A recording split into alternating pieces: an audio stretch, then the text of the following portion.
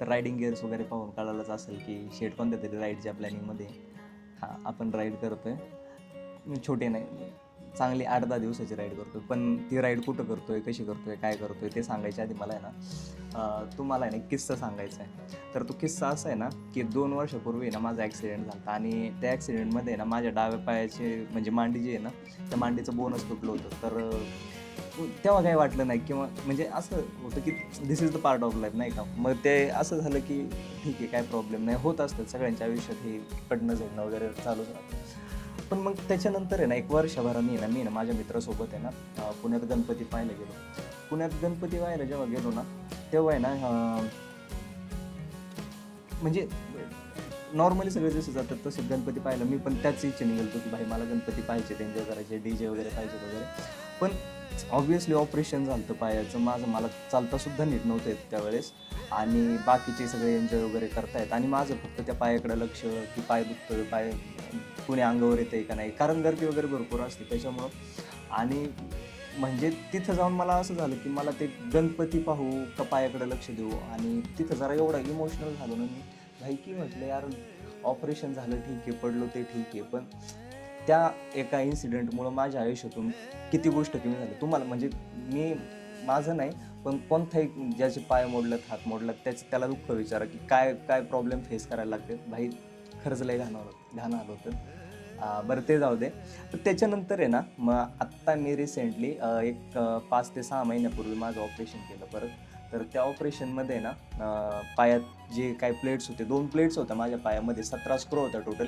1-1.5 किलोचं मटेरियल मी पायात घेऊन हिंडत होतो 2 वर्षभर. तर मग ते ऑपरेशन वगैरे केलं आणि मी ना आत्ता काल परवाचीच गोष्ट आहे की मी मित्रासोबत घरी जाणार होतो. तर मला आहे ना त्याच्यापर्यंत पोहोचायला आहे ना एक PMT घेऊन त्याच्या स्टॉपपर्यंत जायचं होतं. तर मी आपलं नॉर्मली आवरलं वगैरे PMT स्टॉपवर गेलो, PMTची वाट पाहत बसलो आणि त्यात काय झालं की PMT आली, स्टॉपवर कोणच नव्हतं. PMT आली आणि ती स्टॉपवर न थांबता एक 50-100 मीटर पुढं जाऊन थांबली.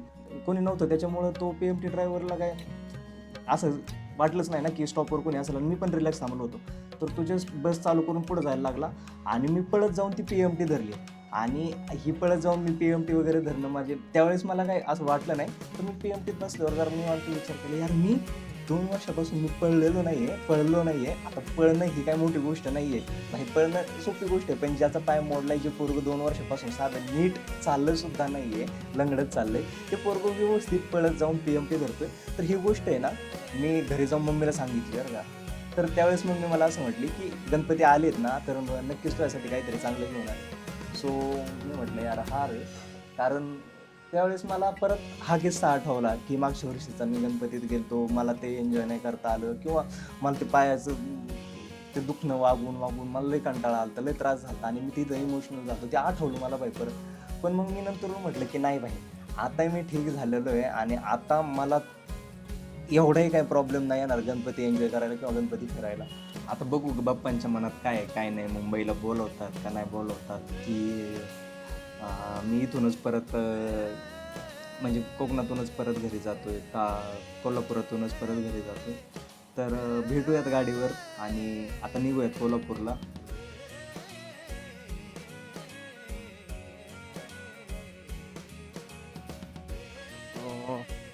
सॉक्स घ्यायचे, सॉक्स राहिलेत माझ्याकडून का, तर सॉक्स घ्यायचे तर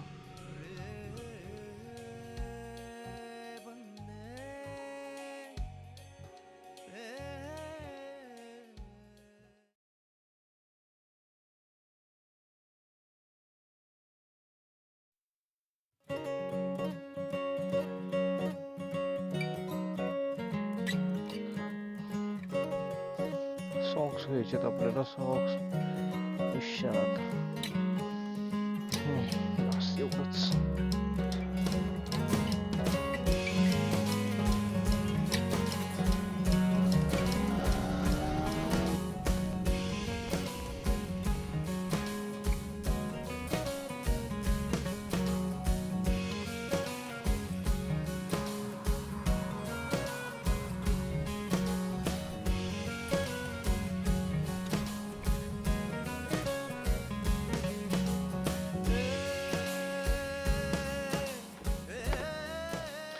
पेट्रोल टाकूयात. जुडिओला थांबलो होतो सॉक्स घ्यायला. सॉक्स घेतले इथं आणि पुण्याच्या पण बाहेर आलो. तर आता पेट्रोल फिलअप करूयात आणि मग आपलं कन्व्हर्सेशन कंटिन्यू करूयात पुढं.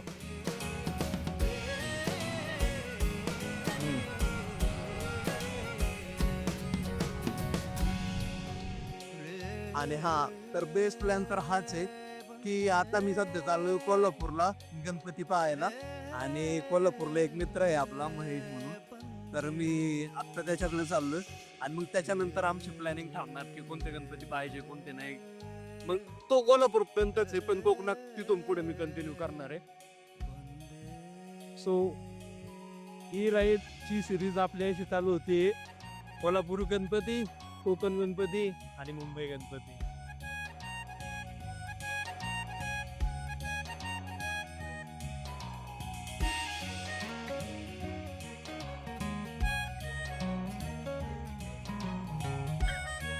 म्हटलं मला तर खरंच वाटलं होतं घरून निघताना की म्हणजे सिटीतून बाहेर निघायचं किंवा थोडंफार ऍक्सेप्ट होतं मला भिजणं वगैरे. पण म्हणलं घाटात जर आलो ना, घाटात तर मजबूत भिजणार म्हटलं मी. पण इकडं तर काय पाऊसच नाही. कुठे चाललेत? Thank you thank you thank you.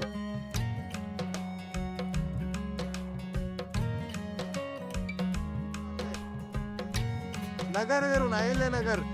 तुम्ही कुठे? सातारला का?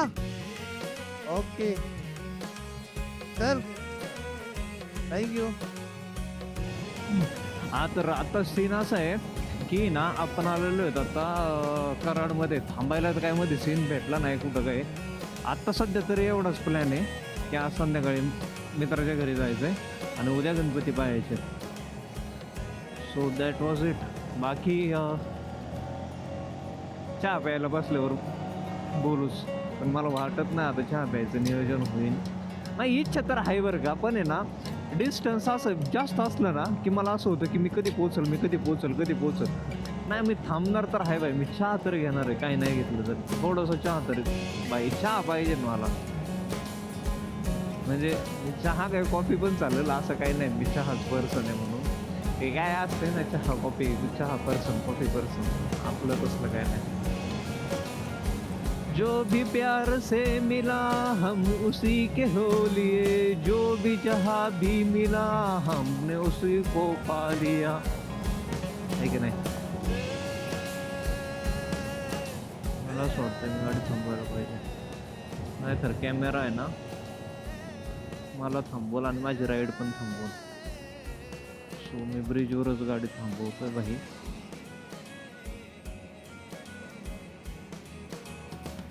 आपण चहाचा ब्रेक घेत नाही.